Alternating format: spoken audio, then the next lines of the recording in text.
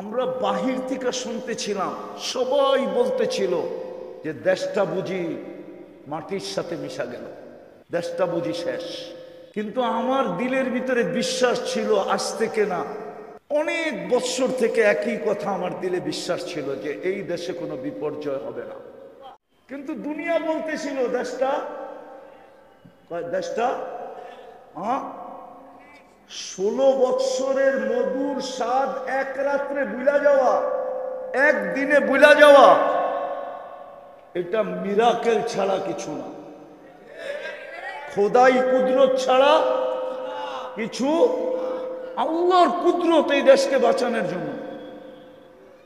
আমরা বাইরের থেকে শুনতেছিলাম, বিবি বাল বাচ্চা তো সব দেশেই ছিল, আমি একা ছিলাম, শুধু চোখের পানি ঝরাইতাম। দুনিয়া কি বলে, যদি হয়ে গেল তো ছেলে পেলের কি হবে, ফ্যামিলির কি হবে, বাচ্চা কাচ্চার কি হবে, ঘরবাড়ির কি হবে। আমি তো বাহিরে আছি। সুফা মাদ্রাসা কর্তৃক আয়োজিত উক্ত মাহফিলের সম্মানিত সভাপতি, উপস্থিত ওলামায়ে কেরাম, এলাকার থেকে আগন্ত মুসলমান ভাইয়েরা,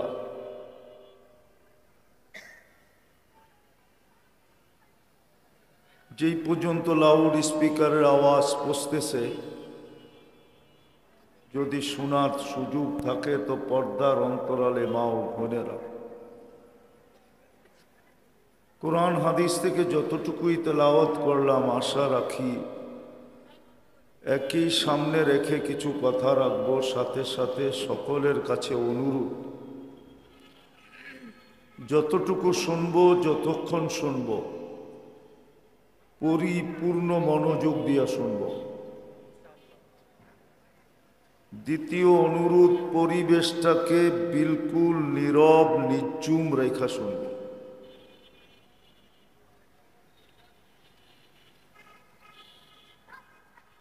এটারও একটা কারণ আছে।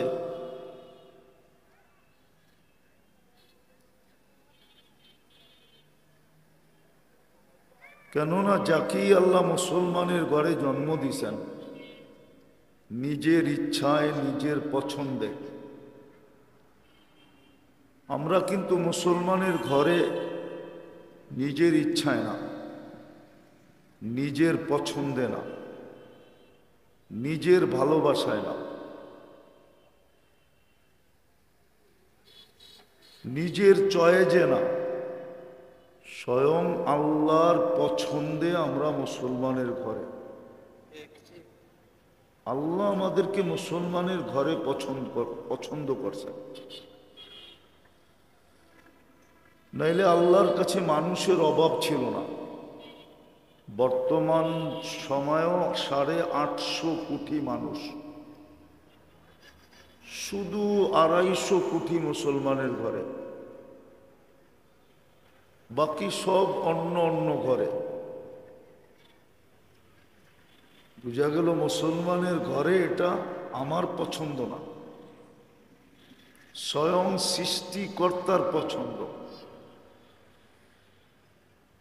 উনি আমাকে পছন্দ করে মুসলমানের ঘরে পাঠাইছেন। দ্বিতীয়, ওনার পছন্দেই আমি উম্মতে মুহাম্মদী।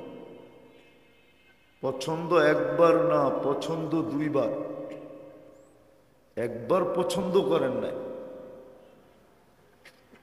কেননা মুসলমানের আজ থেকে মুসলমান না, ইব্রাহিম আলাইহিস সালামের জামানা থেকে মুসলমান চলে আসতেছে। কেননা কোরআন এটাই বলে, হুয়া সাম্মাকুমুল মুসলিমিন, আমাদের নামটা মুসলমান, ইব্রাহিম আলাইহিস সালামই মুসলমান ঘোষণা দিয়েছেন। উনি প্রথম ঘোষক, উনি আমাদের নামটা, প্রথম পরিচয়টা আমাদের ফুটায় তুলছেন যে আমরা মুসলমান হিসাবে পরিচিত। এই জন্য ওনাকে আদি পিতা বলা হয়। আরে না, জাতির পিতা বলা হয়, মুসলিম জাতির পিতা উনি। তো মুসলমান তো অনেক দিন থেকে, ঠিক না? আল্লাহ আমাদেরকে একবার পছন্দ করেন না, দুইবার পছন্দ করছেন। মনে রাখতে হবে আমি কার পছন্দের ফল, এটা আজকে আমাদের মনে নাই। এই জন্য মুসলমান রং নাই, কালার নাই। মুসলমান কিন্তু কালার নাই,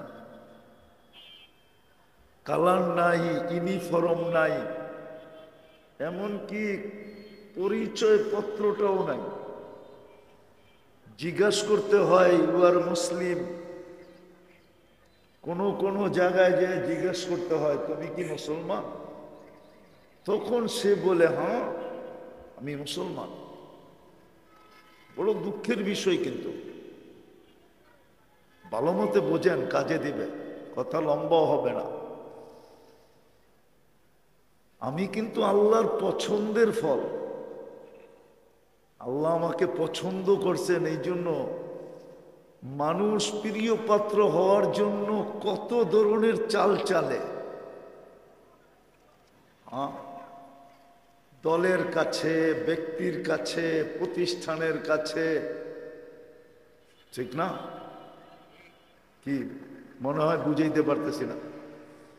বেশি খুলেও তো বলা যায় না, আবার কে কোন দিক দিয়ে ধরে বসে। এই জন্য ইশারায় বলতেছি, মানুষ প্রিয় পাত্র হওয়ার জন্য কত চালিত চালে, কিন্তু সে ভাবে না যে আমি কার কাছে পছন্দের, আমি কার পছন্দের ফল। চলেন আরেকটা বাড়াইয়া দিলাম, আপনি আর আমি যে মানুষ, এটাও আল্লাহর পছন্দের ফল। নাইলে গরু বানাইলে কি করতাম, ছাগল বানাইলে কি করতাম, শূকর বানাইলে কি করতাম? আমি যে মানুষ, এটাও আল্লাহর পছন্দের ফল। আমি যে মুসলমান, এটাও পছন্দের ফল। এর চেয়ে বড় হলো আমি যে উম্মতে মুহাম্মাদি, এটাও আল্লাহর পছন্দের ফল।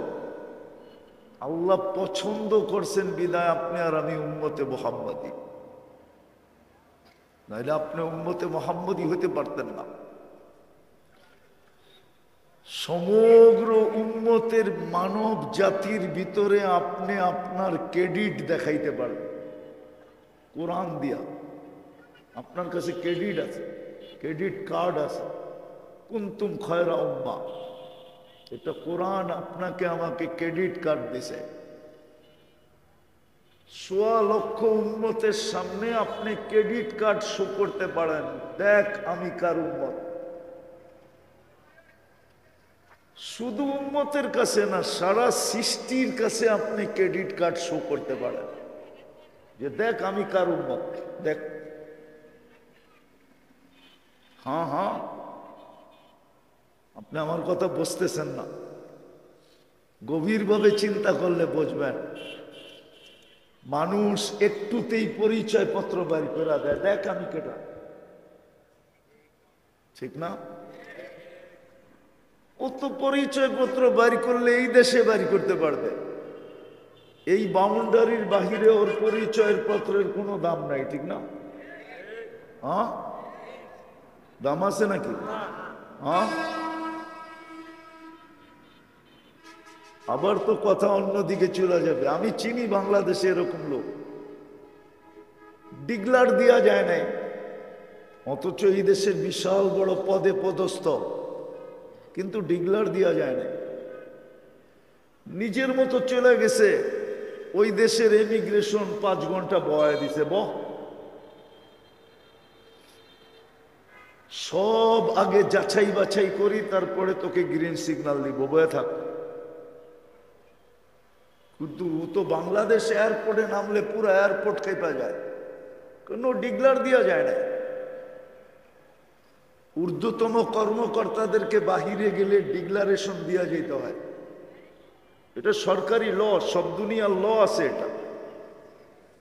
তো যদি মানুষ পরিচয় পত্র বাহির করে দেখাইতে পারে, তা আপনার কাছেও তো সমগ্র সৃষ্টির সামনে একটা ক্রেডিট কার্ড আছে, সেটা হলো আমি উম্মতে মুহাম্মাদি। আমি মুহাম্মদুর রাসূলুল্লাহর গোলাম, আমি মুহাম্মদুর রাসূলুল্লাহর উম্মত। সময় হবে না, নাইলে প্রমাণ দিয়া দেখানো যায় যে এই ক্রেডিট কার্ড সমগ্র সৃষ্টি মানতে রাজি। শুধু মানতে না, সেলুট দিতে রাজি। কার্ড শো করতে দেরি, সেলুট দিতে দেরি করবে না। তো আমিও যেটা বুঝাইতে চেয়েছিলাম যে আমি যে মানুষ, এটা আল্লাহর পছন্দের ফল। আল্লাহ পছন্দ করছেন আমাকে, এই জন্য আমি মানুষ। নইলে আমি যা খুশি তা হইতে পারতাম, আল্লাহ যা খুশি তা বানাইতে পারতেন। শ্রেষ্ঠত্বের মুকুট আমার মাথায় লাগতো না। মানুষ বিদায় আমি সৃষ্টির ভিতরে সেরা। আমি যে মুসলমানের ঘরে, এটাও আল্লাহর পছন্দের ফল। আল্লাহ পছন্দ করছেন বিদায় আমি মুসলমানের ঘরে। আল্লাহ যদি পছন্দ না করতেন তাহলে আমি মুসলমানের ঘরে হইতাম না, জানি না কোথায় হইতাম। তৃতীয়, আল্লাহর পছন্দের ফল আমি উম্মতে মুহাম্মাদি। শ্রেষ্ঠত্বের দ্বিতীয় মুকুট আমার মাথায়। কুনতুম খায়রা উম্মাহ।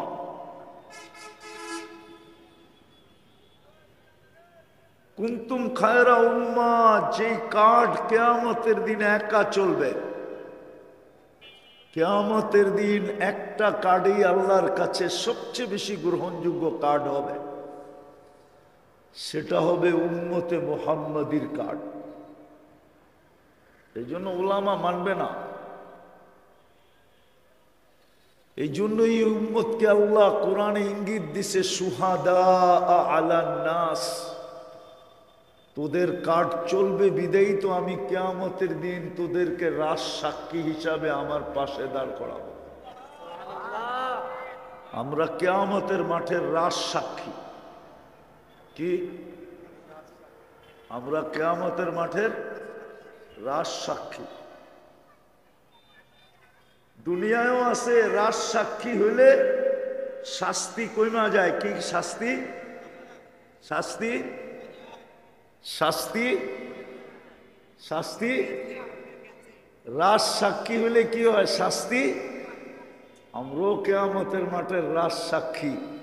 এইখানে তো শাস্তি কইমা যায়, ওইখানে শাস্তিই হবে না। আপনি আর আমিও আল্লাহর ভালোবাসার ফল তিন দিকে, তিন ভাবে। মানুষ হিসাবেও আমি আল্লাহর ভালোবাসার ফল। নইলে কেন আমাকে সৃষ্টির সেরা বানাবেন? মুসলমান হিসাবেও আমি আল্লাহর ভালোবাসার ফল। আর উম্মত হিসাবে তো আমি আল্লাহর ভালোবাসার ফলই ফল। আমি আল্লাহর ভালোবাসা ফলই ফল, একমাত্র ফল। ফলই ফল না, একমাত্র ফল উম্মত হিসাবে। ভালো মতে বুঝি। আমি একটা জিনিস অল্প সময় বুঝাইতে চাইতেছি। এই জন্যই কিন্তু আমাকে সফল হয়ে যেতে হবে। এই জন্যই আমাকে কি হয়ে যেতে হবে? সফল হয়ে যেতে হবে। এই জন্যই আমাকে সফল হইতে হবে। এই জন্যই আমাকে সফল হইতে হবে। সফল ছাড়া যাওয়া যাবে না। কেননা আমি আল্লাহর পছন্দের ফল, আবার একক ফল। মানুষ হিসাবেও আমি আল্লাহর পছন্দের ফল। নাইলে হাজারো সৃষ্টি আছে, আমি কেন শ্রেষ্ঠ হব? হাজারো কি আছে? সৃষ্টি আছে, আমি কেন শ্রেষ্ঠ হব? যুক্তিতে তো বলে না। যুক্তিটা শুনবেন? বলবো? ফেরেশতা নূরের তৈরি, উলামারও বলে, আমি একা বলি না, এদেরকে জিজ্ঞেস করেন ফেরেশতা কিসের তৈরি। হ্যাঁ, কিন্তু ও তো শ্রেষ্ঠ না, যুক্তি তো বলে ও শ্রেষ্ঠ হওয়া কথা ছিল। সমগ্র সৃষ্টি তো পিওর পানির তৈরি, উচিত ছিল সমগ্র সৃষ্টি শ্রেষ্ঠ হওয়া। তৃতীয় একটা আছে, জিন শ্রেষ্ঠ হওয়া উচিত ছিল, কেননা ও তো আগুনের তৈরি। বলবেন শ্রেষ্ঠত্ব তো সবাইকেই দিয়া দিলেন, এখন আমারটা দেখাই। আমি তো নিকৃষ্ট পানির তৈরি, আমি তো বিদ্যুটে দুর্গন্ধময় নিকৃষ্ট পানির তৈরি, আমি শ্রেষ্ঠ হইলাম কেন? আমি যদি পছন্দের ফলেই না হইতাম, তাহলে যুক্তিও বলে না আমি শ্রেষ্ঠ হই। যুক্তি বলে নূরেরটা শ্রেষ্ঠ হবে, যুক্তি বলে আগুনেরটা শ্রেষ্ঠ হবে, যুক্তি বলে পিওর পানিরটা, মিনারেল পানিরটা শ্রেষ্ঠ হবে। আমি তো বিদ্যুটে দুর্গন্ধময় পানির থেকে। মিম্মা ইম্মাহিন, বুঝা গেল আমি শ্রেষ্ঠ কেন? আমি আল্লাহর ভালোবাসার ফল, এই জন্য আমি শ্রেষ্ঠ। ভালোবাসারটা যেমনই হোক, উর্দুতে প্রবাদ বাক্য আছে, বুঝবেন কিনা জানি না, দিল লাগি দেওয়ার সে পরি কে চিজ হয় না, মনে হয় বোঝেন নাই। বুঝছেন? বুঝেন নাই মনে হয়, ঠিক না? প্রেম হয়ে গেছে দেওয়ালের লোকে, তুই এখন পড়ি দেখাইলে লাভ কি? হয়েই তো গেছে, হয়েই তো, এখন পড়ি দেখায় কি লাভ হবে? হইয়া তো গেছে। হইয়া যাওয়ার আগে দেখাইতেই তাইলে চিন্তা করতাম, দিল তো লাইগা গেছে দেওয়ালের লোকে। এই জন্য মাঝে মাঝে দেখলে হাসি লাগে, মাঝে মাঝে দেখলে, কিন্তু আবার এটার জবাবও পাওয়া যায় যে ওর চোখ যদি আমার চোখে লাগায় দেই, আমারটা ওর চোখে লাগায় দেই, তো আমিও এটা সারাদিন আঙ্গুল ধরে করতে থাকবো। মনে হয় বোঝেন নাই, বিয়া শাদী করেন নাই, করতে বুঝবেন। যুবকরা খায় ফিডার, করতে কা বুঝবো। মাঝে মাঝে রাস্তাঘাটে দেখা যায়, ঠিক না?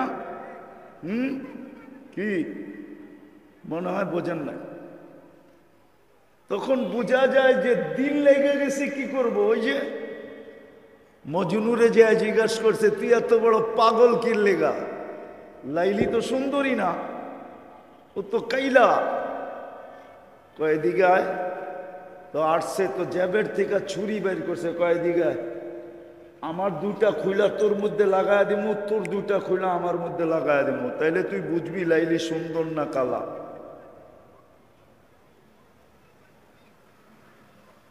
আপনি আর আমি যে মানুষ, এটা আল্লাহর ভালোবাসার ফল, নাইলে যুক্তি বলে না মানুষ কেন শ্রেষ্ঠ হবে।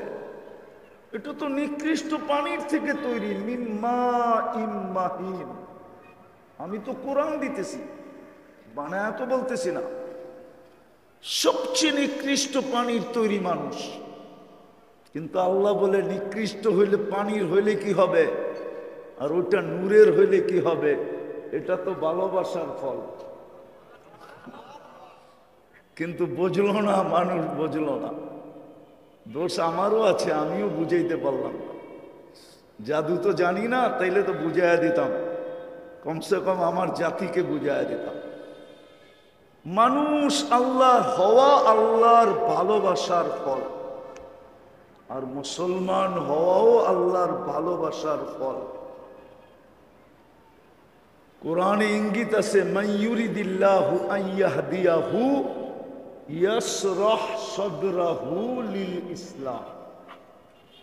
মুসলমানের ঘরে জন্ম নেওয়া ভালোবাসার ফল, আর উম্মতে মুহাম্মদী হওয়া এটা ভালোবাসার একক ফল, এটার কোনো দ্বিতীয় নাই। আল্লাহর যেমন দ্বিতীয় নাই, এই ফলেরও কোনো দ্বিতীয় নাই। কসম খোদা, আল্লাহ যেরকম আউয়াল, এই ফলটাও আউয়াল, উম্মত হিসাবে আউয়াল। আল্লাহ যেরকম আখের, এই ফলটাও উম্মত হিসাবে আখের। বিদায় সফল হয়ে যেতে হবে। আমরা কিন্তু ভালোবাসার ফল, আমরা কিন্তু ভালোবাসার সফল হয়ে যেতে হবে। কিন্তু আমাদের ডিকশনারি তো সফলতা একটা জিনিসকে বোঝায়, আমাদের কালচারে তো সফলতা একটা জিনিসকে বোঝায়, আমাদের কালচার সংস্কৃতিতে সফলতা একটা জিনিসকে বোঝায়, আরেকটা আমার জাতি জানেই না। আমার জাতি শুধু সফল হওয়া ইহ জগৎ বোঝে, যে এইখানে সফল হওয়া।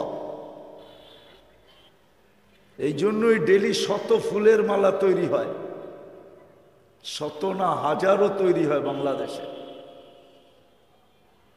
হাজারো সফলকে এইখানে ডেলি, এইখানে যে সফল, এইখানে এই দুনিয়ায় যে সফল, হাজারো জনকে, লক্ষ জনকে ডেলি ফুলের মালা পরানো হয়। কিন্তু আমার আলোচনা এইখানে সফলতা নিয়ে না। এইখানে সফল আপনি কতক্ষণ সফল, কতক্ষণ, এটা আমাকে বুঝান যুক্তি দিয়া। আপনি এইখানে সফল কতক্ষণ সফল, আপনি এইখানে কিং কতক্ষণ কিং, আপনি এইখানে রাজা কতক্ষণ রাজা, কতক্ষণ? নাইলে তো কবি কোনোদিন লিখতেন না, নাইলে কবির কলম কোনোদিন চলতো না। মিলে খাক মে আহলে শাহ कैसे कैसे, জমি খা গই নৌজওয়ান कैसे कैसे। এই জমিন তো কত বাদশার ইতিহাসকে হারায় দিল, কত রাজাকেই তো ভেনিশ করে ফেললো। হাড্ডি মাংসের কোনো চিহ্নই পাওয়া যাবে না। কত যুবককেই তো মাটির সাথে মিশায়া দিল। এত দামি দামি যৌবন, কিন্তু মাটির ভিতরে রহম আসলো না, যৌবনকে মাটির সাথে মিশায়া নিঃশেষ করে দিল। অথচ যৌবন তো অনেক দামি জিনিস। এই জন্যই তো কবি লেখছেন, আজলনে না ছোড়া কেসরা না দারা। মৌত তো কাউকে ছাড়ে নাই। যদি ছাড়তো, যদি ছাড়তো, তাহলে আমাদের দেশে ঐতিহ্য হইতো না। আমাদের দেশে কিছু ঐতিহ্যের, দুনিয়াতে কোনো ঐতিহ্য হইতো না। আমরা ঐতিহ্যমান জাগার দর্শনে যাই না, না যান না? হ্যাঁ, কিন্তু কোন নিয়ত নিয়ে যান? নিয়ত তো জানেন না। আলী রাদিয়াল্লাহু তাআলা তো নিয়ত শিখাইছিল, গড়তে নিষেধ করেন নাই, বলছিল এই মনোভাব নিয়ে যাও। সোনার গায়ে যান, আমার কোনো আপত্তি নাই, কিন্তু যায়া আপনি ভাবেন ইশাখা কোথায়। আহসান মঞ্জিলে যান, আমার কোনো আপত্তি নাই, কিন্তু যায়া ভাবেন নওয়াব আহসানুল্লাহ কোথায়। বিক্রমপুর যান, আমার কোনো আপত্তি নাই, ডেলি যান, বাড়িঘর বানায় ফেলেন, আমার কোনো আপত্তি নাই, কিন্তু ভাবেন রাজা বীর বিক্রম কোথায়। রাজা বীর বিক্রম কোথায়? রাজবাড়ি যান, আমার আপত্তি নাই, কিন্তু এখানে যে ভাবেন রাজা কোথায়। লালবাগ কিলায় যান, আমার কোনো আপত্তি নাই, কিন্তু যায়া ভাবেন মালিক কোথায়।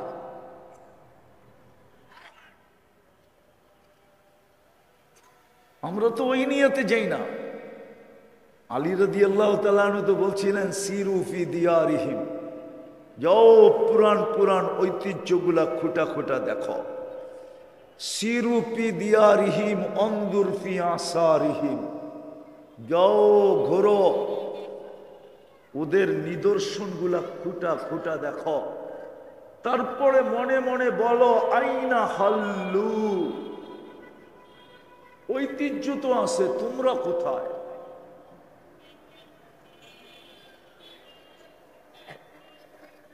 বাংলাদেশেও গণভবন বঙ্গভবন থেকে বাহির হইলে যেরকম চাকচিক্য চলতে থাকে, হ্যাঁ ঠিক একদিন সোনার গায়েও ছিল। ইশাখা যখন বাহির হইতো এরকমই চলতে থাকতো, ঠিক না? সামনে ফৌজ, পিছে ফৌজ, ঠিক না? শান শৌকতে ইশাখা বাহির হতো। যার জমানায় 1 টাকায় 8 মণ চাউল পাওয়া যেত। 1 টাকায় কয় মণ চাউল?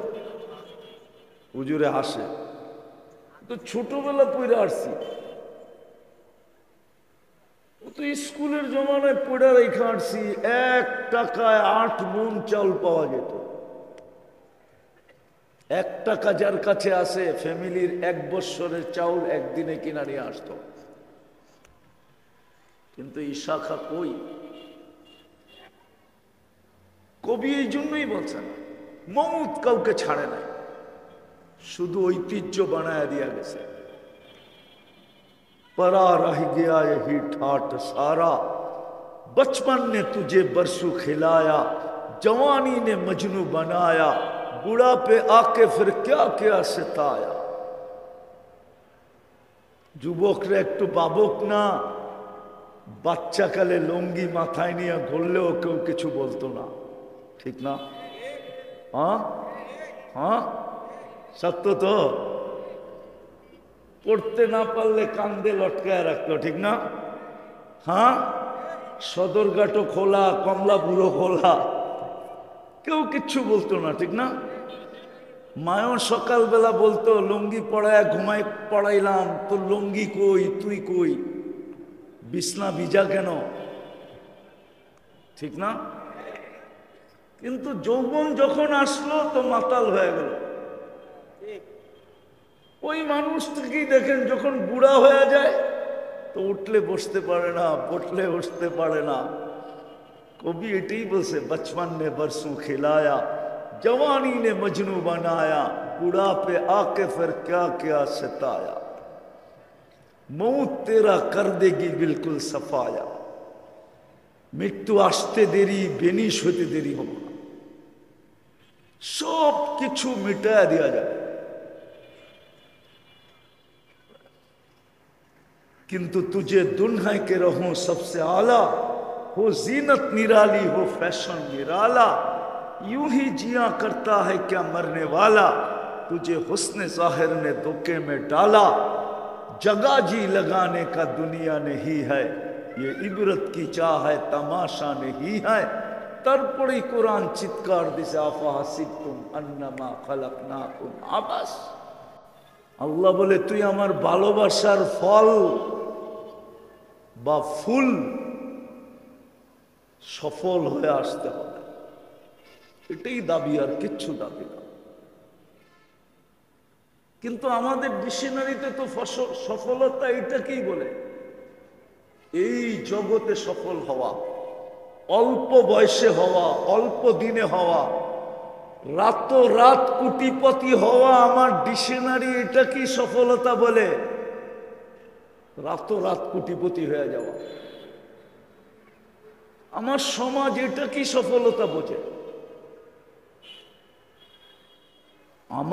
আমার সংস্কৃতি এটা কি সফলতা বোঝে? এটা আমার বোঝানো উদ্দেশ্য না। আমার বোঝানো উদ্দেশ্য হলো চিরদিনের সফলতা। যেটা আমি ভাবতেছি এটা সফলতা না, এটা সফলতা হলে ঐতিহ্য হতো না। আজকে তো শুধু ঐতিহ্য থেকে যায়, ব্যক্তি তো থাকে না, বংশ তো থাকে না। নাইলে আপনি আমাকে দেখান যারা 700 বৎসর রাজত্ব করছে, মুঘলরা এই ভারতবর্ষে, ওদের একজন সন্তান এখনো নাই, একজন সন্তানও নাই। মোগলদের কোনো সন্তান নাই। একজন ছিল, 2 বছর আগে ওটাও ভেনিস। শুধু একজন সন্তান ছিল, ওর নাম ছিল নিরালে আলম। ও ইন্ডিয়ায় থাকতো না, পাকিস্তানে থাকতো, ও শেষ। কোরআনের কথাই সত্য, ইন্না শানিয়াকা হুয়াল আবতার। আল্লাহ বলে তোকে ভালোবাসার ফুল বানাইছি, তুই বিরোধিতা করে কতদিন চলবি? তোকে ভালোবাসার একক ফুল বানাইছি, একক ফুল। মনে হয় আপনি একক ফুল বোঝেন না আমার কথা। উম্মতে মুহাম্মদী হইতে পারা মানি আপনি আর আমি আল্লাহর একক ভালোবাসার ফুল। ওয়ান পিস, একটাই শুধু পিস আছে এটা। আপনি বিরোধিতা করে কতদিন চলবেন? ভাবতেছিলাম তো এই শুক্রবারের আগের শুক্রবারে, যেই দিন সবচেয়ে বড় ভূমিকম্প আসছিল ঢাকাতে, 5.7, কিন্তু জানি না অভিজ্ঞ লোকগুলা এটাকে 5.7 বলে কেন। আমরা তো এত বড় ধাক্কা জীবনে দেখি নাই। এখানে কেউ বলুক যারা ভূমিকম্প দেখছে, এরকম লাড়া কেউ দেখছে? 7.8 তো দেখলাম। 31st নাইটের পরের দিন যেটা আসছিল 2013 কি 14-তে, ফজরের সময় ভোর 5:05, এটা তো 5.7, ওটা তো ছিল 7.8, 2.1 বেশি, কিন্তু ওটাও তো এরকম লাড়া দেয় না। এতগুলা জীবনহানি হয় নাই, এতগুলা বিল্ডিং এ ফাটল ধরে নাই। আমি মাঝে মাঝে একা ভাবি, আমি কোনো বিরোধিতা করতেছি না, যে এটা হেক্টর স্কেলে এত কম আসলো কেন, কিন্তু আমি যেটা ভাবতেছিলাম ওটা বুঝাইতেছি। আমি ভাবছিলাম ওই দিন মনে হয় মসজিদে আমার জায়গাটাও আমি পাবো না। বলবেন আপনার জায়গাটা মানে? আমি যদিও ইমাম, আমি ভাবতেছিলাম উপচে পড়া ভিড় এরকম হবে, হয়তো কোনো মুসল্লি বলবে ইমাম সাহেব জায়গা পাই না, কি করবো, সরেন আপনি, এতদিন তো আপনি বসতেন, আজকে আমি একটু জায়গা নেই। কিন্তু মনে হয় না কোনো মসজিদে একজন মুসল্লি বাড়ছে, একজন মুসল্লিও বাড়ে না। আচ্ছা, শুক্রবার গেল, শনিবার আবার 2 বার হলো, ভাবছিলাম আজকে হয়তো উপচে পড়া ভিড় হবে, কিন্তু একজন মুসল্লিও বাড়ে নাই। আবার রবিবারে হলো, ভাবলাম আজকে মনে হয় উপচে পড়া ভিড় হবে, কিন্তু একজন মুসল্লিও বাড়ল না। এক সপ্তাহের ভিতরে টানা 4 বার হলো, বৃহস্পতিবার দিনও হয়েছিল ভূমিকম্প, না হয় না? হ্যাঁ, আপনি বলবেন এটা ছোট হয়েছিল, ঠিক না? হ্যাঁ, কি? কিন্তু আসল তো এটার নাম ভূমিকম্প, ঠিক না? শব্দটা কি? ছোট বড় তো আপনি লাগাইছেন, ঠিক না? কি এই শব্দটা কে লাগাইছে? ছোট বড় আমরা। আসল এটার নাম কি? ভূমিকম্প।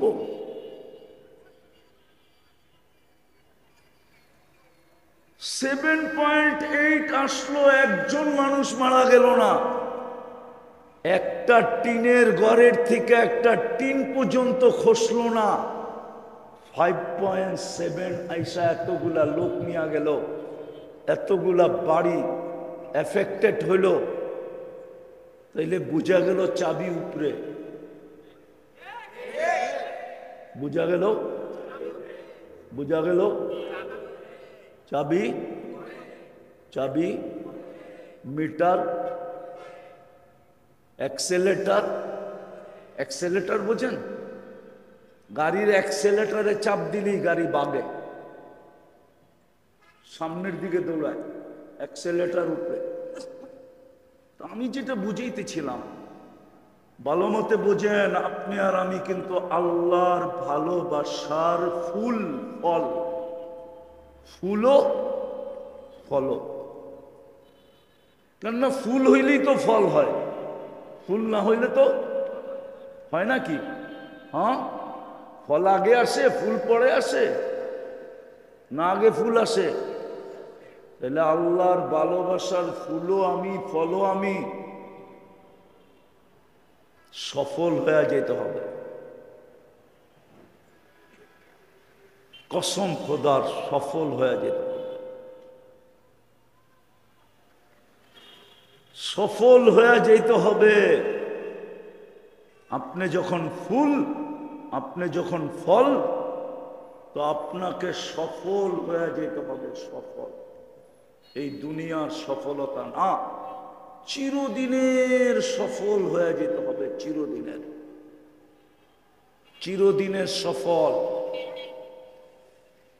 এই জন্যই কিন্তু আল্লাহ টেন্ডার ড্রপ করছেন, কোরআনে খুঁজলে পাওয়া যায়। এই জন্যই আল্লাহ বলছে, তুই তো আমার ফল, তুই আমার ফুল, ভালোবাসার ফল, ভালোবাসার ফুল, ভালোবাসার ফল। আমি তোর জন্যই টেন্ডার শো করলাম, ইন্নাল্লাহ হাশতারা, আমি তোকে কিনবো। যদি আল্লাহকে জিজ্ঞাসা করি কি দিয়া কিনবেন? দুনিয়ার মানুষ তো কাগজ দিয়া কিনে। দুনিয়ার মানুষ কি দিয়ে কিনে? কাগজ চিনেন? কি? কারেন্সি, টাকা কয়েন না, কারেন্সি। এক এক দেশে এক এক নাম, ঠিক না?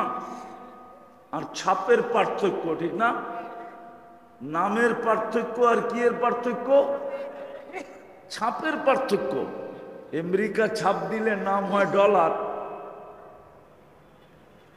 ইংল্যান্ডে ছাপ দিলে নাম হয় পাউন্ড, ইউরোপে ছাপ দিলে নাম হয় ইউরো, সৌদি আরবে ছাপ দিলে নাম হয় রিয়াল, মালয়েশিয়ায় ছাপ দিলে নাম হয় রিঙ্গিত, কুয়েতে ছাপ দিলে নাম হয় দিনার, কানাডায় ছাপ দিলেও নাম হয় ডলার, কিন্তু মান কম। অস্ট্রেলিয়ায় ছাপ দিলেও হয় ডলার, কিন্তু মান কম। সিঙ্গাপুরে ছাপ দিলেও নাম হয় ডলার, কিন্তু মান কম। আমরা ছাপ দিলে হয় টাকা। কি? আমরা নাম রাখছি কি? দুনিয়ার মানুষ লেনদেন করে কাগজ দিয়া, অর্থাৎ কারেন্সি দিয়া। আল্লাহ বলে, আমি তোকে লেনদেন করব জান্নাত দিয়া, জান্নাত। কি কি দিয়া? জান্নাত দিয়া। জান্নাত তো চিনি না। জান্নাত যদি চিনতো যারা আল্লাহর ভালোবাসার ফুল আর ফল, এরা যদি জান্নাত চিনতো, জান্নাত তো চিনে না। নাম জানে কিন্তু জিনিসটা কি চিনে না। নাম জানি আমরা, নাম, কিন্তু জিনিসটা কি, জিনিসটা চিনি না আমরা। নাম জানি, অনেক জিনিসের নাম জানি আমরা, কিন্তু জিনিস চিনি না। জিনিসটা কি? জিনিসটা কি চিনি না। নাম জানি কিন্তু চিনি না। চিনেন? অনেকে এখানে আছে চিনবেন না, হয়তো চিনলেও চিনতে পারেন। এখন যুবকরা খুব চিনে। নাসুস আছে না? নাসুস চিনেন সবাই? আরে হনা কন্যা, হ্যাঁ, কিন্তু নামটা আছে দেখবেন, কিন্তু আপনি জিনিসটা চিনেন না। এরকম জান্নাতের নাম জানি, জান্নাত চিনি না। আল্লাহ বলে, আমি জান্নাত দিয়া তোকে কিনবো। সফল হয়ে আয়, সফল। দুনিয়ার সফলতা না, কতক্ষণ দুনিয়ার সফলতা, আর কত দেখবেন, বেঁচে থাকলে আরো দেখবেন, অনেক দেখছেন, অনেক দেখবেন। হ্যাঁ, আমি মাঝে মাঝে বলি রাগ হয়ে যাবেন কি, রাগ হয়ে যাবেন কি না? আচ্ছা, কে কে হ্যাপি লেখা কাটে কেন? কে কে লেখা থাকে না হ্যাপি বার্থডে, হ্যাপি লেখা ক্যাক্টারে কাটে কেন? কি কি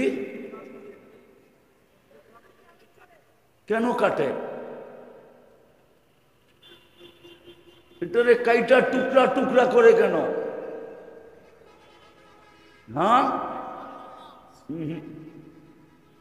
আপনাদের অ্যানালাইসিস আমার অ্যানালাইসিস এক হলো না। আমার অ্যানালাইসিস হইল কেকটাকে আইনা রাগ কইরা, যার উপরে রাগ হয় ওকেই ছিঁড়া বিরা টুকরা টুকরা করে, যে হ্যাপি তো হওয়ার কথা ছিল আমার, আমি তো হইতে পারলাম না, তোর গায়ে হ্যাপি লেখা কেন? তোরে বাড়িতে নিমু, টুকরা টুকরা করে খায়া বেনিশ করে বাড়ি করে দেব। তুই হ্যাপি হইলি কেন? হ্যাপি তো হওয়ার কথা ছিলাম আমি, আমি তো সন্তান নিয়ে হ্যাপি হইতে পারলাম না। ভাবলাম সন্তান আসলে হ্যাপি হব, হ্যাপি তো হইতে পারলাম না। ভাবলাম স্ত্রী আসলে হ্যাপি হব, স্ত্রী আসার পরে তো হ্যাপি হইতে পারলাম না। ভাবলো স্বামী হইলে হ্যাপি হব, কিন্তু স্বামীকে নিয়ে তো হ্যাপি হইতে পারলাম না। হ্যাপি তো হয়ে গেল কেক, বিদায় ওরে রাখা যাবে না, ওরে টুকরা টুকরা টুকরা টুকরা কইরা চাবায়া চাবায়া নিঃশেষ কইরা ওকে বেনিশ করে বাড়ি করে দিতে হবে। এটা হলো আমার অ্যানালাইসিস। আপনাদের অ্যানালাইসিসের সাথে আমার অ্যানালাইসিস মিলে নেয়। কেউ তো হ্যাপি না। কি হ্যাপি?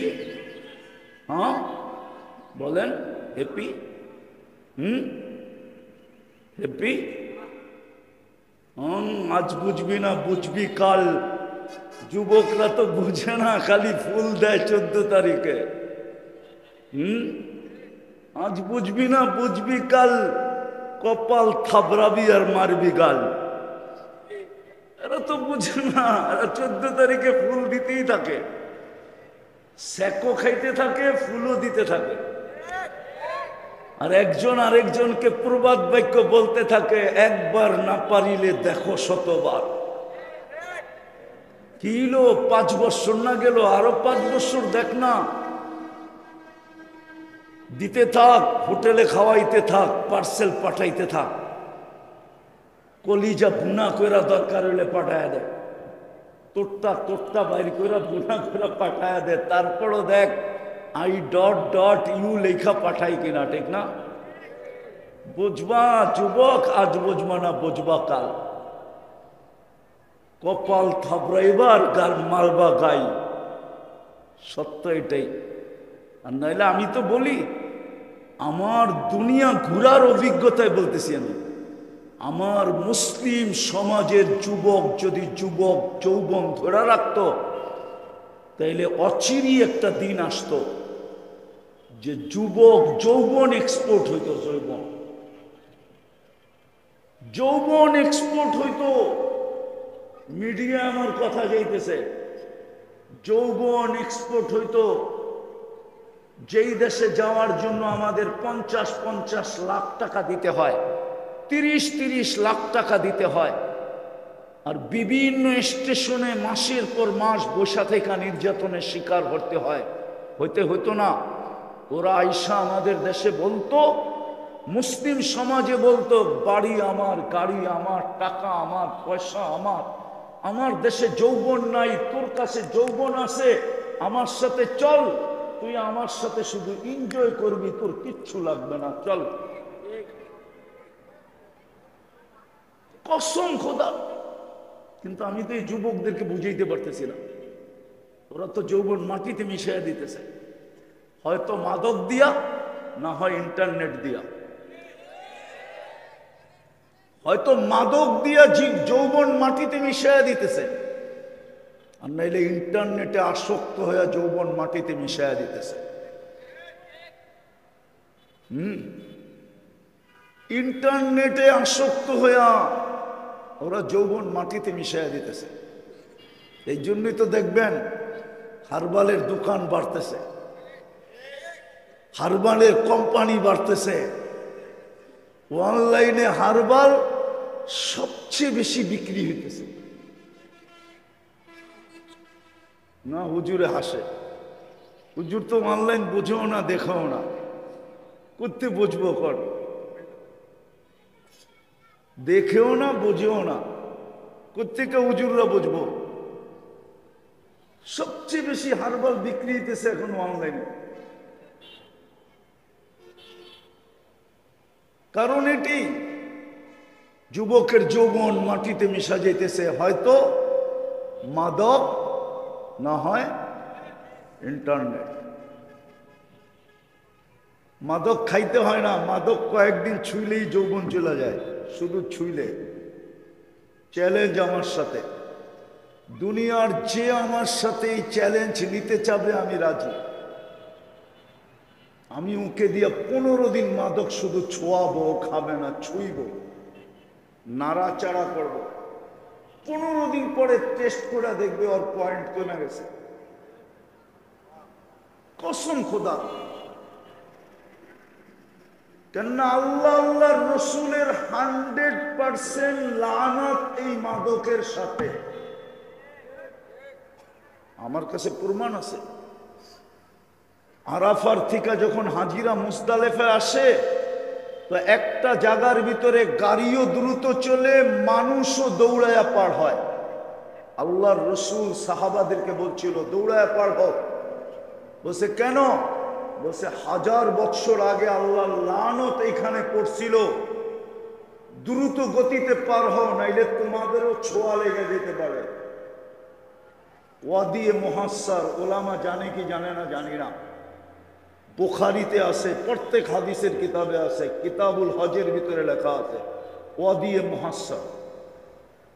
ঠিক এরকম মাদকের সাথে লানত মিশ্রিত। এটা ছুঁইলে যৌবন ডাউন হয়ে যায়। আমি চ্যালেঞ্জ দিব আমার সমাজের যারা মাদকের ব্যবসা করে, টপ টু বটম পর্যন্ত একজনেরও যৌবন স্বাভাবিক না। আমি পুরা জাতির সামনে অনলাইনে বলতেছি, টপ টু বটম যারা মাদকের ব্যবসা করে, ওদের একজনের কাছেও স্বাভাবিক যৌবন নাই। চ্যালেঞ্জ। ও দুনিয়ার যে কোনো হাসপাতালে চেক করতে বলবে, আমি পুরা অর্থ ব্যয় করব শুধু প্রমাণ করার জন্য, কিন্তু সার্টিফিকেটটা আমি নিয়ে নিব। চ্যালেঞ্জ। এই যুবকদের যৌবন মিটে যেতেছে। সারা দুনিয়া মুসলমান যুবকদেরকে লাগাইতেছে, হাম তো ডুবে হ্যাঁ সনম তুঝে লে ডুবেঙ্গে। ওরা তো ডুবে শেষ। এই জন্য আমাদের যুবকদেরকে দুইটায় লাগাই দিছে, একটা মাদক আর একটা হলো ইন্টারনেট। কিন্তু ওদেরকে পায়ে ধরে বুঝাইলো ওরা বোঝে না। ওরা কা থো মোল্লার কথা, ওরা আমাদেরকে মোল্লা বইলা উড়াইয়া দেয়। বুঝবা যুবক, যেদিন বাসর রাত্রে তোমার উইকেট পড়া যাব, তখন খালি একবার মডার্নে দৌড়াইবা, একবার কলিকতা হারবালে দৌড়াইবা। আমার চেয়ে বেশি হারবাল তোমরা দুনিয়ায় দেখো না। আমি 103টা দেশের হারবাল দেখছি, 103টা দেশের। আমার চেয়ে বড় এজেন্সি বাংলাদেশে কারো হতো না। আমি দেখছি কোনো হারবালে যৌবন নাই। যৌবন তো আল্লাহর কাছে। সাপ্লাই কোত্থেকে? ওইখান থেকে। আমেরিকান হারবালেও যৌবন নাই। আমি চেক করে বলতেছি, চেক গাইটা গুটা বলতেছি। তো যুবকদেরকে আমরা এখন বুঝাইতে চাই, পায়ে ধরে হাতে ধরে। ওরা বোঝে না, কিন্তু বুঝবা যেদিন বাসর রাত্রে উইকেট পড়া যাব। অথবা বুঝবা বিয়ের 2 বছর পরে উইকেট চলে যাবে,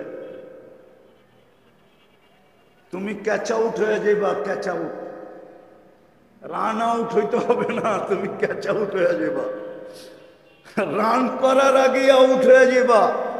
আমার সমাজ তো মানবো না আমার কথা।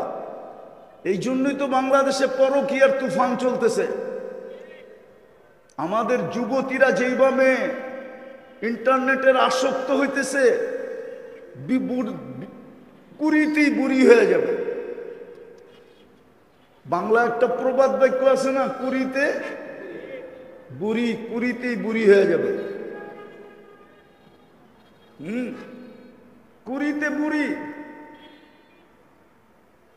এই জন্য ওরা নতুন নতুন নাম দেয়, এটা খোলা যাবে না, এখন বলার সময়ও নাই। এই জন্য দেখবেন ওরা নতুন নতুন নাম দিয়ে আমাদের উপরে ট্যাগ লাগায়, নতুন নতুন শব্দ দিয়া ওলামাদের উপরে কি করে ট্যাগ লাগায়,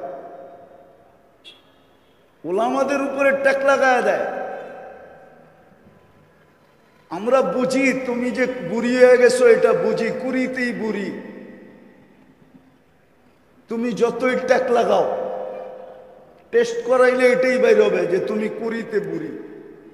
কুড়িতে কুড়িতে কুড়িতে যখন বুড়ি হবে, তো স্বামী তো পরকীয়াই করবে না, আর কি করবে? কেননা 4টা বিয়ার অধিকার দেওয়া নারীরা তো দেয় না, জাতিকে দিছে। দিলে এটা আবার মিডিয়ায় আসতো কিভাবে? মিডিয়া আসছে না, আল্লাহ দিলে কি হইব? নারীরা তো দেয় না, ঠিক না? তাইলে এটা নিয়ে এত আলোচনা হইতো কেন? ওটা আমার বিষয় না, আমি যেটা বুঝাইতে চেতেছি ওটা বোঝেন। এই জন্য বাংলাদেশে এখন পরকীয়ার তুফান চলতেছে। মেয়ে কুড়িতেই বুড়ি, যুবকরা বিয়ের সাথে সাথে ক্যাচ আউট, বোল্ড আউট, হুজুরে কয় বোল্ড আউট,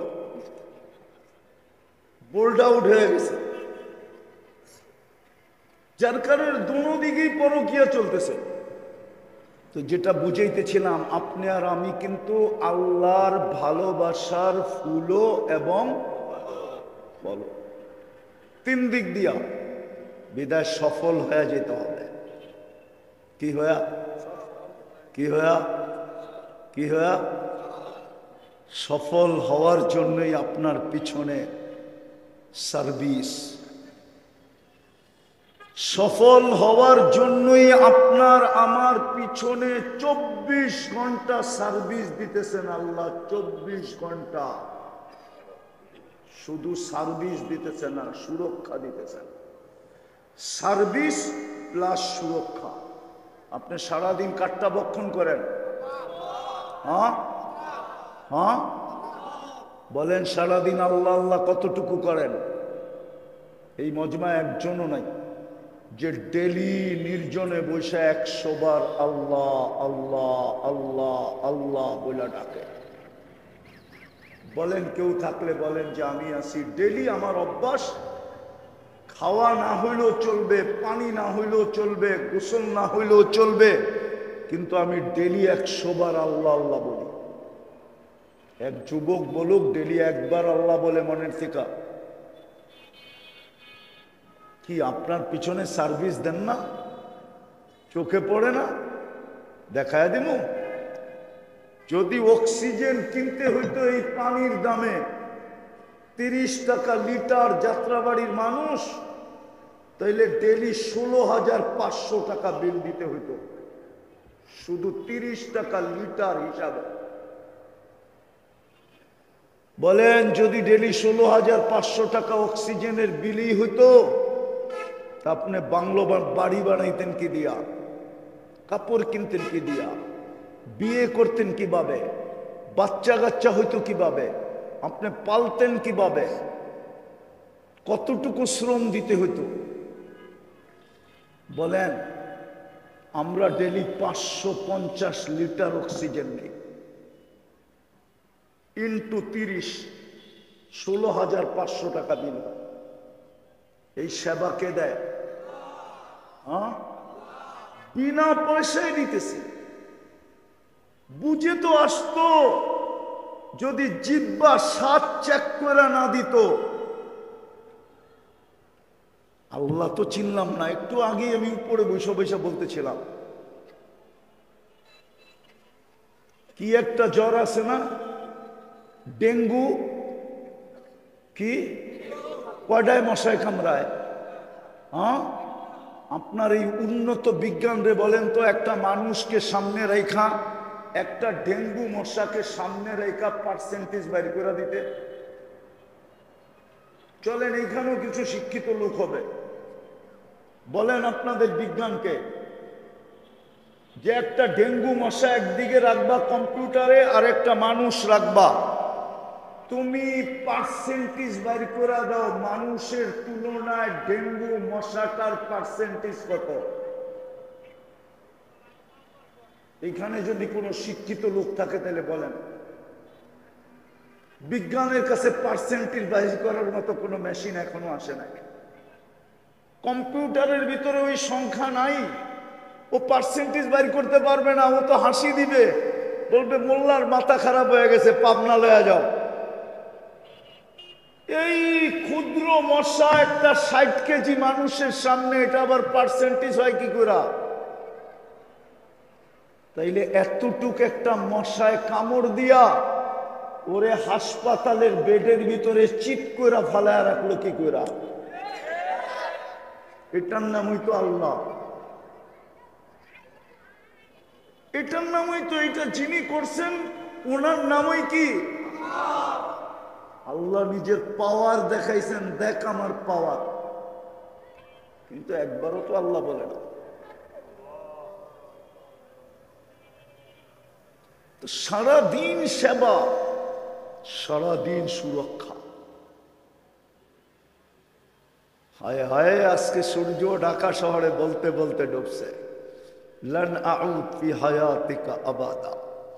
হতে পারে ঢাকার মানুষগুলা কালকে সকালে আর তোমরা আমাকে উঠতে দেখবে না। হতে পারে জমিনটা থাকবে, তোমরা কেউ থাকবে না। হতে পারে বাড়িগুলা থাকবে, তোমরা কেউ থাকবে না। আমি এরকম জমিন এই দুই চোখে চিনি। কমে সালের জমিন আমি চিনি, বাড়িগুলা এখনো আছে, মানুষগুলা নাই। এক রাত্রে সাফা, কিছু করে না। ফেরেশতা একটা চিৎকার দিছে, সাহা সাইহা, একটা চিৎকার দিছে, সবাই ঘরের ভিতরে দিল ফাইটা মরে গেছে, একজনও বাঁচে নাই। কোরআনে আছে, জিজ্ঞেস করেন। একটা চিৎকার দিছে। ফেরেশতাকে আল্লাহ জিজ্ঞাসা করতে, কয়টা চিৎকার দিব? আল্লাহ বলছে সাইহাতান ওয়াহিদা, একটা চিৎকার দিবি, একটা, দুটা না। এক চিৎকারে সব শুয়ে গেছে। ওই জায়গা আমি চোখে দেখে আসছি, চোখে। আজকে সূর্য বলতে বলতে ডুবছে। আসেন নিজেকে সফল করি, সফল।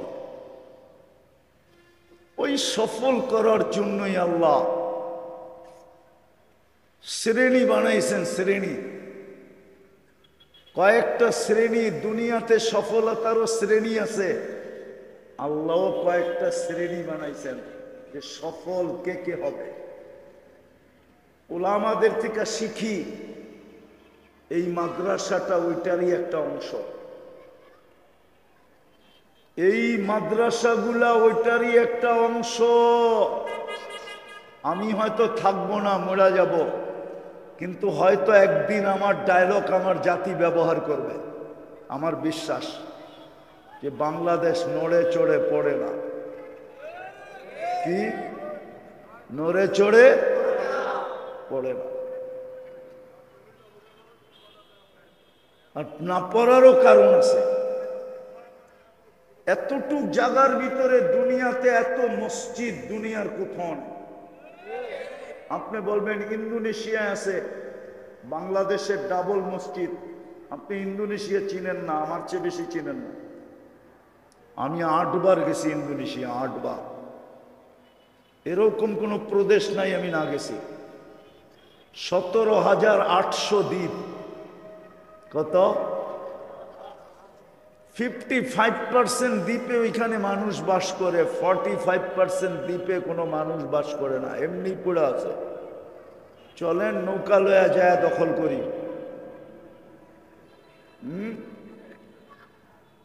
কি দখলবাজি তো আমাদের স্বভাব বেশি। চলেন নৌকা লয়া যায় দখল করি। 45% দ্বীপ খালি পড়ে আছে। ওদের দেশের মধ্যখান থেকে এক মাথায় যেতে ফ্লাইটে 6 ঘন্টা লাগে। কয় ঘন্টা? জাকার্তা টু জয়াপুরা, পাপুয়া গিনি, জয়াপুরা 6 ঘন্টার ফ্লাইট। আমি নিজে গেছি। আমি মুখস্থ বলি না, জয়া বলতেছি।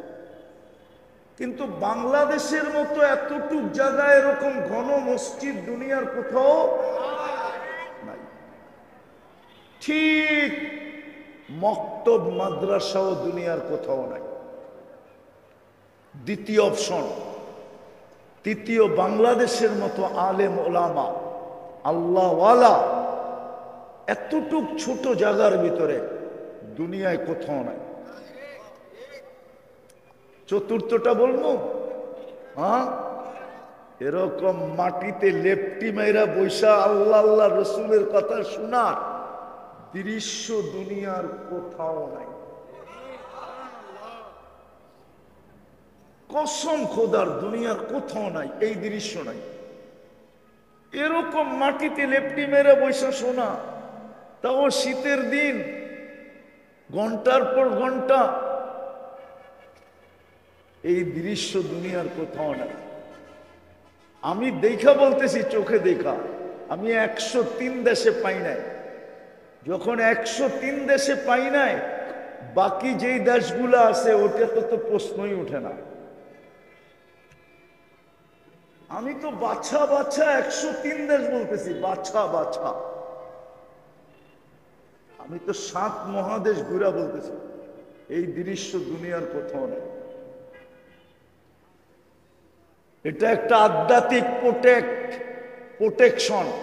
আধ্যাত্মিক এই দৃশ্যটা একটা আধ্যাত্মিক প্রোটেকশন। আপনি জানবেন না, আমার কাছেও মেশিন নাই যে আমি আপনাকে দেখায় দেব। যদি থাকতো আমার কাছে মেশিন, তো আমি এই দেওয়ালের ভিতরে দেখায় দিতাম, দেখো আধ্যাত্মিক প্রোটেকশন কিভাবে চলতেছে। এটাও একটা আধ্যাত্মিক শক্তি। এই যে আপনাদের বৈশা বৈশা শোনা, এই জন্য দেখবেন এগুলার পিছে সবচেয়ে বেশি লেগে আছে। এটার পিছে সবচেয়ে বেশি পুশিং চলতেছে সারা দুনিয়ার থেকে। ওরা জানে আমরা যতই চিল্লাই না কেন, এই 4 কারণে, 3-4 কারণে এই দেশটায় কোনোদিন বিপর্যয় হবে না। নড়বে চড়বে কিন্তু পড়বে না। নড়বে চড়বে, নড়বে চড়বে। আমার কথায় কিছু লোক একমত হবে, সবাই একমত হবে না। আমার দেশের হাই লেভেলের লোকেরা একমত হবে, যদি ও বোঝে আমার কথা। কেননা আমি আপনাদের স্বাধীনতা দেখি নাই। আমি 18ই জুলাই চলে গেছিলাম ইংল্যান্ড। আমি 4 তারিখেই মাটিতেও ছিলাম না। 4 তারিখে রাত্রে আমার ফ্লাইট চলতেছিল ইংল্যান্ড টু কানাডা, টরন্টো যেতেছিলাম আমি। 5 তারিখ সকালে নামছি আমি যায়া। তখন দিন গড়াইয়া এখানে সন্ধ্যা হয়ে গেছে, ওইখানে মাত্র সকাল। নামার পরে আমি শুনছি স্বাধীন হয়ে গেছে। আমি ক্লিয়ারলি দেশে আসছি সেপ্টেম্বরের 23 তারিখে। জুলাই আগস্টের 18 তারিখে আমি আসছিলাম, কিন্তু আবার 1 দিন পরেই 2 দিন পরেই আমি চলে গেছি কোরিয়া। আমি আসছি সেপ্টেম্বরের 23 তারিখে। আমরা বাহির থেকে শুনতেছিলাম, সবাই বলতেছিল যে দেশটা বুঝি মাটির সাথে মিশা গেল, দেশটা বুঝি শেষ। কিন্তু আমার দিলের ভিতরে বিশ্বাস ছিল, আজ থেকে না, অনেক বৎসর থেকে একই কথা আমার দিলে বিশ্বাস ছিল যে এই দেশে কোনো বিপর্যয় হবে না।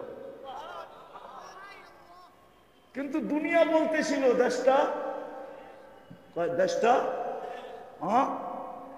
16 বৎসরের মধুর স্বাদ এক রাত্রে ভুলা যাওয়া, একদিনে ভুলা যাওয়া, এটা মিরাকেল ছাড়া কিছু না, খোদাই কুদরত ছাড়া কিছু। আল্লাহর কুদরত এই দেশকে বাঁচানোর জন্য। আমরা বাইরের থেকে শুনতেছিলাম, বিবি বাল বাচ্চা তো সব দেশেই ছিল, আমি একা ছিলাম, শুধু চোখের পানি ঝরাইতাম। দুনিয়া কি বলে, যদি হয়ে গেল তো ছেলে পেলের কি হবে, ফ্যামিলির কি হবে, বাচ্চা কাচ্চার কি হবে, ঘরবাড়ির কি হবে। আমি তো বাহিরে আছি। কসম খোদার, জুলাইয়ের 8 তারিখ থেকে নিয়ে 18 তারিখ থেকে নিয়ে আগস্টের 18 তারিখ 1 মাস, সেপ্টেম্বরের 18 তারিখ 2 মাস, আমি আসছি 22 তারিখে, 23 তারিখে আসছি দেশে। শুধু শুনতাম, আমার চোখের পানি ঝরত, কিন্তু একটা বিশ্বাস দিলে ছিল যে এই 4 কারণে এই দেশটায় বিপর্যয় হবে না, না, না, না, না, না। আলহামদুলিল্লাহ, দুনিয়া দেখালে ফেলছে যে বিপর্যয় হয় না। এই জন্যই এই জিনিসগুলার পিছনে লাগছে, এই জিনিসগুলার পিছনে লাগছে। নাইলে মাহফিল বন্ধ হবে কেন? আপনি বলেন, মাহফিলে হইচই হবে কেন? মাহফিলে ধাক্কা ধাক্কি হবে কেন? মাহফিলে মারামারি হবে কেন? ঠিক না? মাহফিলে অনুমতি নিতে হবে কেন? মাহফিলে আবার অমুকের নাম দিতে হবে কেন? আপনি আমাকে বুঝান, লজিক দিয়ে বুঝান, তর্ক দলিল দলিল দিতে হবে না, লজিকলি বুঝান। 4টা পরিবেশের কারণে বেঁচে আছে। এই জন্য সফল হয়ে যেতে হবে। যতদিন এই পরিবেশগুলা থাকবে, ইনশাআল্লাহ আমরা এখানেও সফল হব, ওইখানেও সফল হব। চান সফলতা? চান পাক্কা না? কোরআনের কথা সত্য করবেন? কোরআন তো বলে আরাদিতুম বিল হায়াতিদ দুনিয়া, তুই আমার ভালোবাসার ফুলো ফলো একবার না 3 বার তোকে কিনতে চাই আমি জান্নাত দিয়া, তুই মাটি লয়ে খুশি হলি কি করে? দুনিয়া তো মাটি, এটা নিয়ে তুই খুশি হলি কি করে? এটা নিয়ে তুই রাজি হয়ে গেলি কি করে? এটা নিয়ে তুই পাগল হয়ে গেলি কি করে? এটা নিয়ে তুই গেনার হলি কি করে? এটা নিয়ে তুই মত্ত হইলি কি করে? এটা নিয়ে তুই বেহুশ হইলি কি করে? তো মাটি। সুনিয়া মিনাত তোরা পামা ফিহা তোরা, এটা মাটি, এটার ভিতরে যা আছে সব মাটি, সব মাটির পদার্থ। কসম খোদার, আল্লাহ তো কোরআনে এটাই বলে, তুই তো আমার 3 বারের ভালোবাসার, বুইলা গেছি কি একটা ছন্দ জানি ছিল, কি একটা কবিতার কলি ছিল, বুইলা গেছি। হ্যাঁ, মাও তো সন্তানকে বলে বেটা, বাপও তো সন্তানকে বলে, যখন শেষ বয়সে আইসা একটা সন্তান হয়, ছেলে চাইতে চাইতে চাইতে চাইতে মেয়ের গাঠি হয়ে গেছে, যখন শেষ বয়সে একটা ছেলে যখন হয়, তো বাপেও চিৎকার দিয়া কয় তুই আমার আকাঙ্ক্ষার ফল। ঠিক না?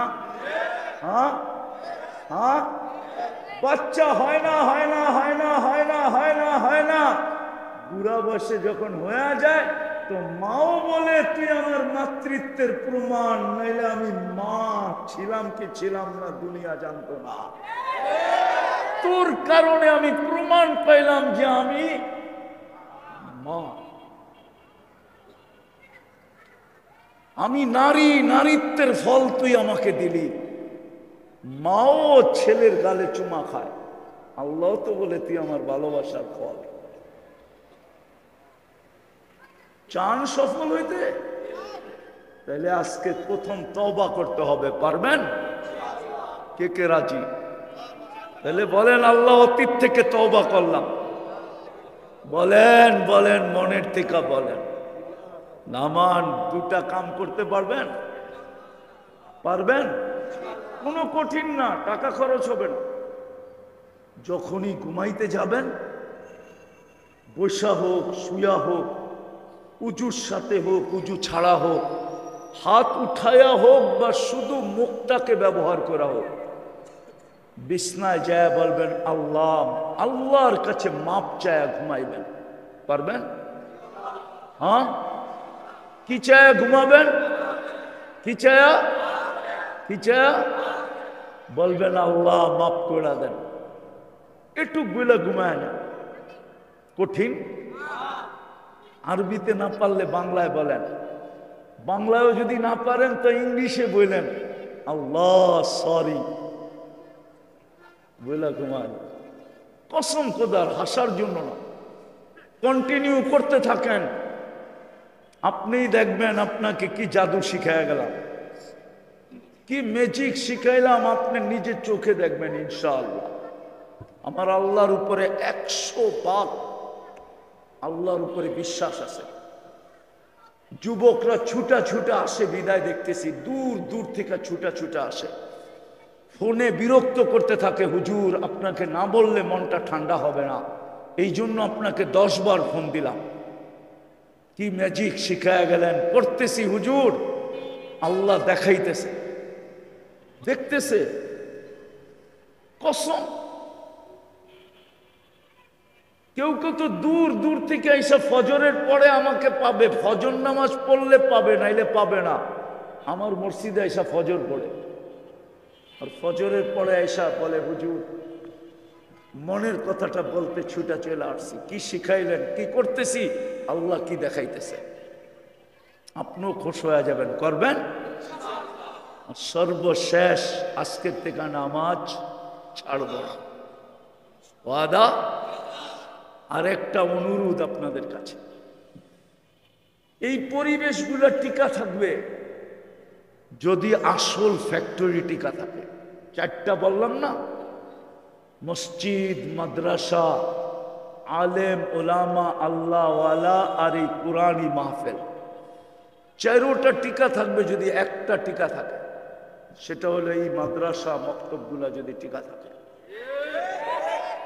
আমি আপনাদেরকে যুক্তি দিয়া বুঝাই, যেই সমাজে অটো চালাইলে 20,000 কামানো যায় কমসে কম, ঠিক না? গ্রামগঞ্জে চালাইলেও তো 20,000 কামানো যায় না, যায় না?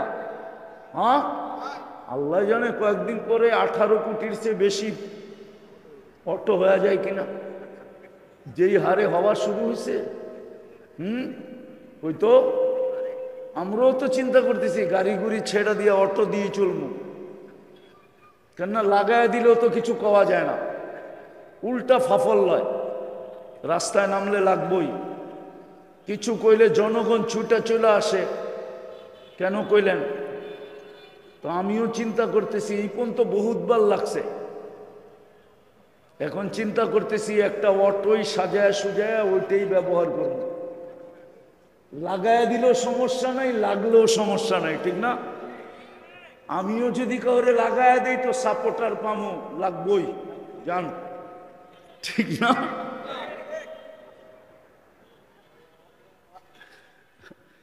এখন তো গাড়ি ঠিকও করি না, যে ঠিক করলেই তো আবার লাগবো। দরকার কি, যেমন আছে তেমন চলুক। তো যেটা যেই সমাজে 20,000 কামানো যায় অটো চালাইলে, ওই সমাজে 7,000-এ কেন ইমামতি করবে? আপনি আমাকে যুক্তি দিয়ে বুঝান, তাইলে ওই লোকটা পাগল, যার এতটুক কি নাই, অনুভূতি নাই, সে কি পাগলের পিছে তো নামাজ হয় না। হুজুররা বলুক হয় কিনা, হয়? হয়? হুজুররা কি কয়, হয়? কেন? গ্রামগঞ্জে তো 7,000-এর উপরে কোনো ইমামের বেতন নাই, এই মাদ্রাসায় তো 10,000-এর উপরে কোনো ওস্তাদের বেতন আছে কিনা জানি না। কেন এরা? আপনি আমাকে যুক্তি দিয়ে বুঝান, তাইলে বুঝতে হবে আর পিছনে কোনো শক্তি কাজ করতেছে। এর পিছনে কোনো কারণ আছে? কারণ এইটাই, এটা না থাকলে বাকি তিনটা থাকবে না। এই দায়িত্ব নিয়েই এরা জমিনে আসছে। এই জন্য দুনিয়ার সবার সয়া যাইতেছে। এই জন্য আপনাদের কাছে হাত জোর দরখাস্ত, যদি এগুলা টিকে বাকি তিনটা টিকবে না, এলে টিকবে না। দুনিয়া এই কথা কোনোদিন বলতে পারতো না বাংলাদেশে করোনার রোগী যেরকম সুস্থভাবে দাফন আর কাফন হয়েছে, সারা দুনিয়ায় কোথাও প্রমাণ দিতে পারবে না বাংলাদেশে যত সুস্থভাবে হয়েছে। কেননা করোনা লগ্নে সমস্ত সংস্থাগুলা কাজ করছে, মাদ্রাসার উস্তাদ এবং ছেলেরা, এরা 100% সুন্নত ভাবে গোসল, জানাজা, কবর পর্যন্ত সুন্নত তরিকায় দিছে। আমি বলবো করোনার আগে যত দাফন হয়েছে ওইখানে সন্দেহ করা যায়, কিন্তু করোনার সময় যতগুলা রুগী দাফন হয়েছে এই হুজুরদের হাত দিয়া, একটাও সুন্নতের খেলাফ হয়। এই মাদ্রাসাগুলা টিকলে সব টিকা থাকবে, নাইলে টিকবে না।